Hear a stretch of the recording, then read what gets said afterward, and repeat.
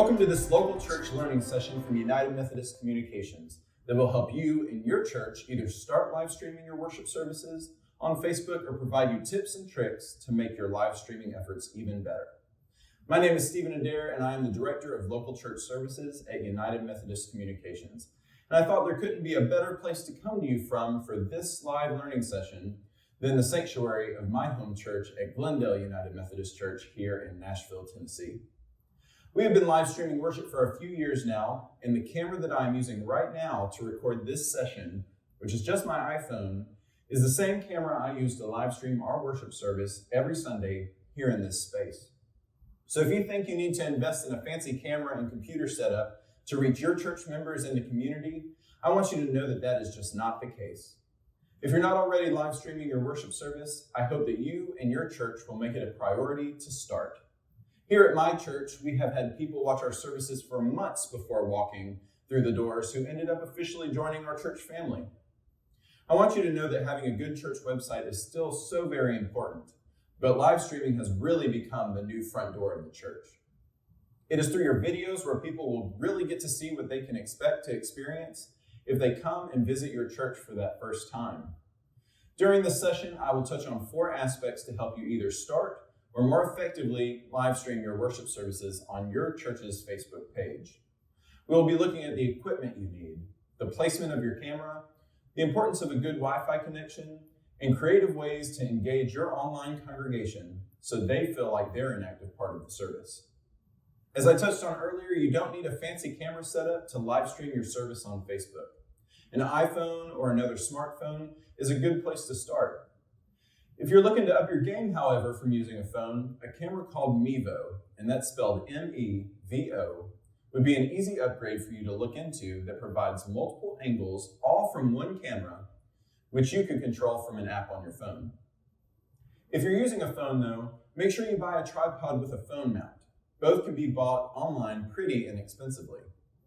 If you already have a tripod, you can find that phone mount separately to hold your phone while you're recording. This is a much better solution than having someone try to hold the phone while you're recording worship services, small groups, and other events. This is also a good time to talk about where you should place your tripod and camera. Every sanctuary is unique, different sizes, shapes, even ceiling heights.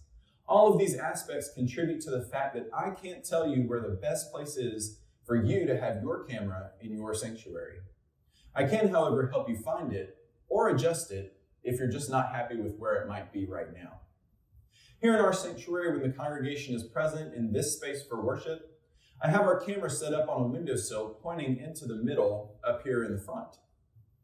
You can pretty much always see the first 2 pews on one side, which usually have people in them, which is a good thing. In every training I lead, I always tell church leaders to never position their camera for photos or videos at the back of the sanctuary facing forward, especially if there's a lower amount of people in the pews. Keep in mind how the angle of your images and videos look to those you're trying to reach out in your community. In this time of physical distancing, I have moved the camera here into the center aisle, which wouldn't normally work if people were here, but this easy shift has brought the point of view for those watching closer into the worship experience. It has even made us stop to think about how we can more permanently have a better angle for our worship videos in the future.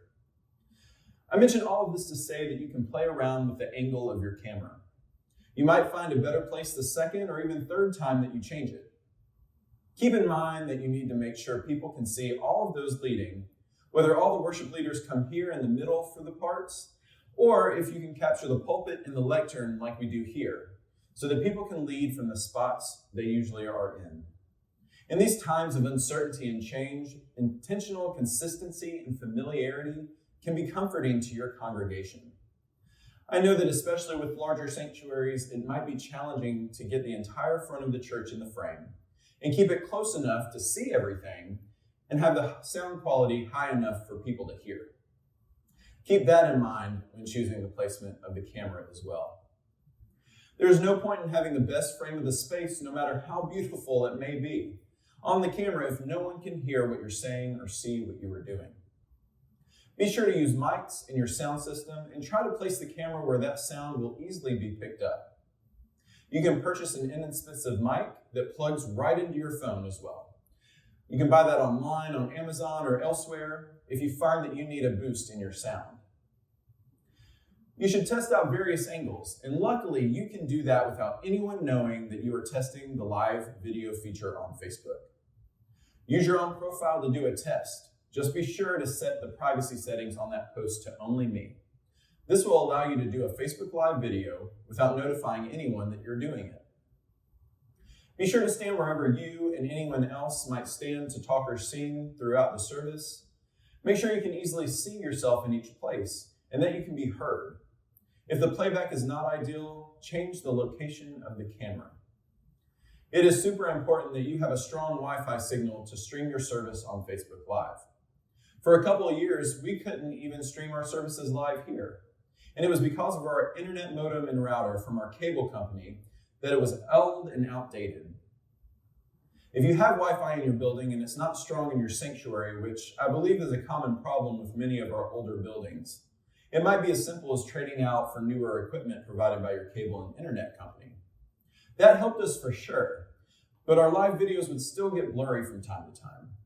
We purchased the Google Wi-Fi Mesh Wi-Fi extenders, and I even have one here in the sanctuary. After adding these, we no longer have blurry live videos. Having a bad Wi-Fi signal can also affect the sound of your video. It might cut out or get loud and then really soft and then loud again. There are many reasons why you should focus some effort on strengthening your Wi-Fi signal in your sanctuary. However, maybe your church budget won't cover adding Wi-Fi, and I can understand that. If that's the case, take all the rest of these ideas and suggestions throughout this video, pre-record your service ahead of time, and schedule your live video to premiere on Facebook at your normal worship time. That's a great solution too. No matter if you're live streaming or pre-recording, I encourage you to do this in your sanctuary rather than in an office.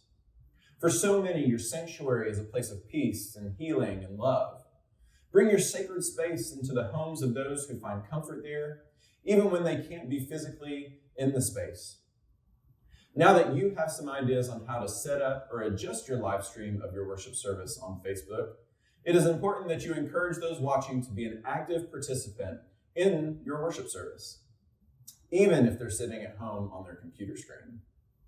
Invite them to light a candle at the beginning of the service, while you also simultaneously light one in the sanctuary, showing how we are all connected through the light of Jesus Christ, even when we can't physically be together. Encourage people to share their prayer requests in the comments of the video, and actually share those during the prayer time, as if they had lifted them up in person from the pews. Make sure someone who is an admin of your Facebook page is monitoring and interacting with everyone who comments throughout the service, from reading those prayer requests aloud to welcoming each person that joins in and watches. You can also invite people to take and share photos of them watching the service at home and post them in the comments. Maybe it's a photo of your service up on their TV, or it's of their family sitting around the table eating breakfast, all watching it together on their iPad. Pro tip here, these photos make for great social media posts later as well. You can do a virtual passing of the peace or welcome time when people can interact and say hello with one another in the comments. For the extroverts, it might not be as fun as saying hello in person, but I bet for the introverts, they'll enjoy it just a tad more. For all responsive readings or hymns, invite everyone watching from home to read the responses out loud or sing along with you. Some churches display these on a screen or wall with a projector. Make sure the words are large enough to be seen from home on a cell phone or a computer, which is another thing to keep in mind with your camera's placement. This might mean changing how your slides are normally. If your church doesn't utilize a projector, share the links to the lyrics and readings in an email ahead of time for people to reference during the service, an e-bulletin of sorts. You can also have someone commenting with the links to the song lyrics as the service moves along.